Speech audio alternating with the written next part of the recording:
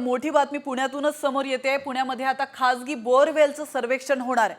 वापरात नसलेल्या बोरवेल बंद करण्यात येणार आहेत। बोरवेलमध्ये मुलं पडण्याच्या घटनांना प्रतिबंध करण्यासाठी सुप्रीम कोर्टाने नियमावली घालून दिली आहे। बोरवेलच्या सुरक्षेसाठीच्या या नियमावलीची अंमलबजावणी पुणे आणि पिंपरी चिंचवड महानगरपालिकेला करण्याचे आदेश विभागीय आयुक्तांनी दिले।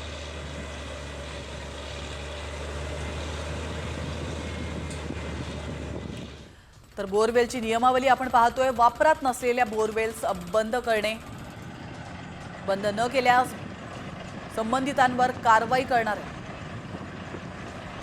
सर्व बोरवेलची नोंदणी करणे अनिवार्य आहे। बोरवेल भोवती संरक्षक भिंत, सूचना फलक असायला हवा। नियमांचं पालन होत नसल्याचं दंडात्मक कारवाई केली जाणार।